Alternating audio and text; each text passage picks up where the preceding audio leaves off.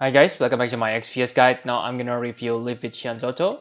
Like you know that she's a mage, so let's compare her to Rinoa and Darkfina. One thing that bothers me is her survivability. I know she's a mage, but just take a look, okay? She only has 3073 health, which is super low. Just compare it to Darkfina and Rinoa. 4513 health. That means they have 50% more health than her. And that's insane. On the global, she gets 30% health buff, which is good, but maybe not that helpful, okay? 3000 base health is even lower than 6 stars mage. So it really bothers me.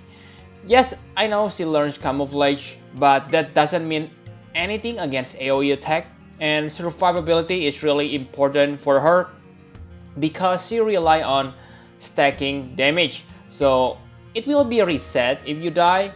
Her defense and spirit are also low. For elements resist, she has silence, paralyze, and petrify resist, which are good, especially silence, because she rely on magic. Now her magic stats, I'm also kinda disappointed here. Yes, it is about the same like other 7 stars mages. She learned 120% magic. I know that she is not restricted to any weapon type, but really guys, Road is almost always the best weapon for a mage. She also doesn't able to equip sword to take advantage of leather and arms. Okay? She has double hand staff skill A+, which will increase your equipment magic by 60% if you single wield, okay?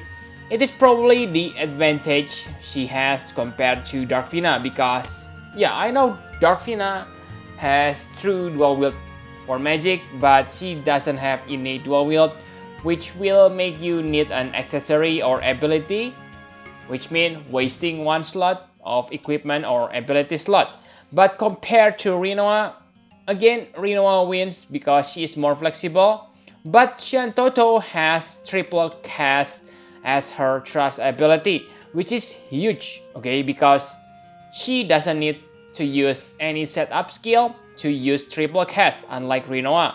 Her MP pool is also bigger than both Rinoa and Darkfina, not mentioning she has 10% MP regen, which is good because she uses lots of MP in a battle.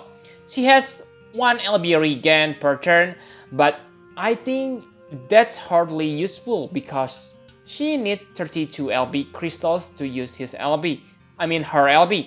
She has a counter that will give you 3 LB crystals, but the chance is very small, only 20%, and like you know that she is like paper, okay?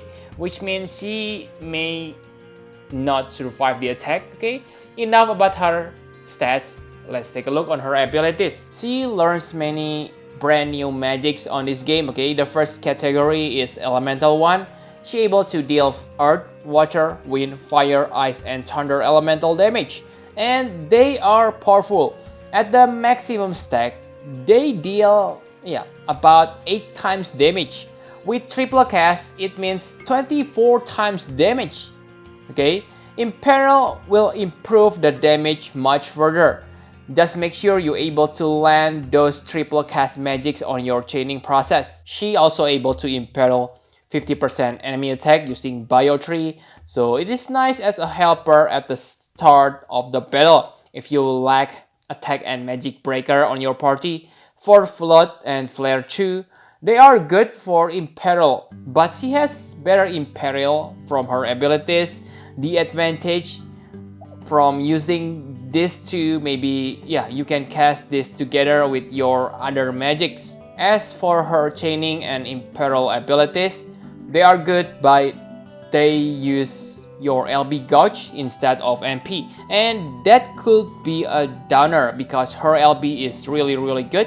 You can chain Final Exam with Divine Ruination, but since it only happened once, it is not that useful for dual wield chainer. That's why I think it is better to use her as a finisher instead of half as chainer, okay? The damage also inferior than your triple cast elemental, one magic. So I think it is better to leave this Imperial and chaining skills, okay? I think it is better to use your LB. Her LB deal 24 times non-elemental magic damage. It is huge, but I think the reason you want to use this is for 3 turns access to elemental fee magics. The LB also imperil 6 elements resist, which will multiply your fee magic's damage. I think you must max this LB as soon as possible because the difference of the imperil are quite big, 30%. So after using your LB, you can use Figa magics. There are 6 elements, so you can choose which one to use based on your enemy's weakness. And remember that you also have imperil the enemy elemental resist by 70%, so your damage output from this Figa magics will be insane. Each Figa magics deal about 10 times damage, okay? So it means 30 times damage per turn. It is almost the same like Dragon Lord Kavrizal. So Kavrizal deal 31 times, yeah? Like you know that Kavrizal plus 2 can one-shot many trials with proper chaining. And this is also same for Shantotto. You can unlock Figa magics by using Elemental Shield and her cooldown ability, Mana Spring. So you don't need to rely on your LB, okay? You have 2 abilities that also can unlock this.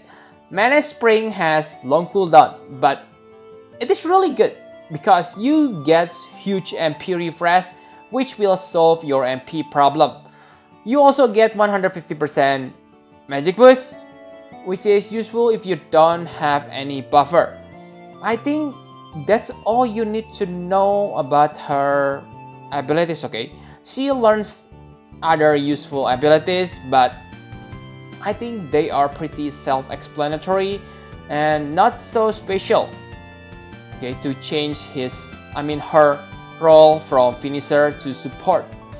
Now let's talk about the equipment. She able to use normal Shantotto exclusive equipment, but the dumbest thing is we cannot get those from this event, okay? This is not a problem for veteran players, but I believe if you have played long enough to get those exclusive equipment, then I believe you have better magic equipment, which make them useless. Those equipment are meant for newbie, yet they don't make them available at this moment. So really strange, okay?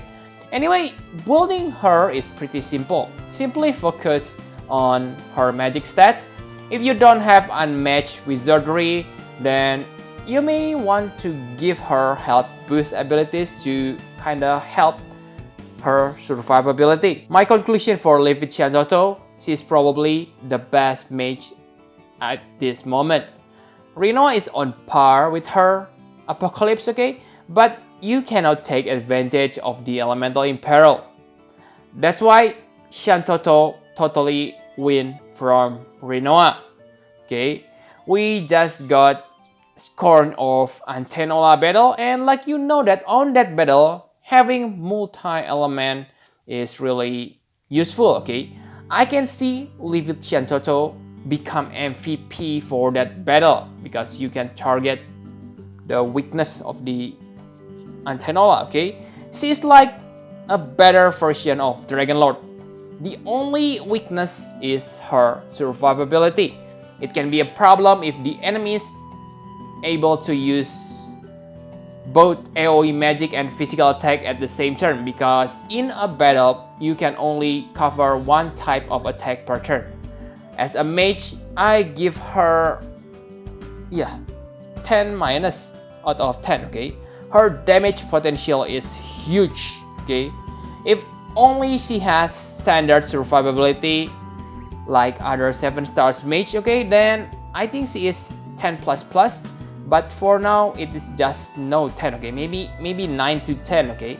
Her Trust Master reward is just a road, okay? I don't think it is that good. I think Mateus Melis is better. But if you use Shantotto, of course you need this for her triple cast. Her STMR is good. 80% magic boost is nice, and because she is the finisher, I don't think you need to Livid Shantotto in your party. Just get this STMR as soon as possible if you get 4 Livid Shantotto. Okay, yeah, no need to bring 2 Livid Shantotto on the battle. Her 6 stars version, even when good, it is still not that special because you don't have access to triple cast, which means you need a setup to deal 20 times damage. In that case, I think Blossom Sage Sakura and Dragon Lord are better as 6 stars mage, okay? So yep, I think that's all you need to know about Livid Shantotto. Thank you very much for watching. Please hit the like button and subscribe to my channel for more Final Fantasy Brave Exvius guide. Bye bye guys!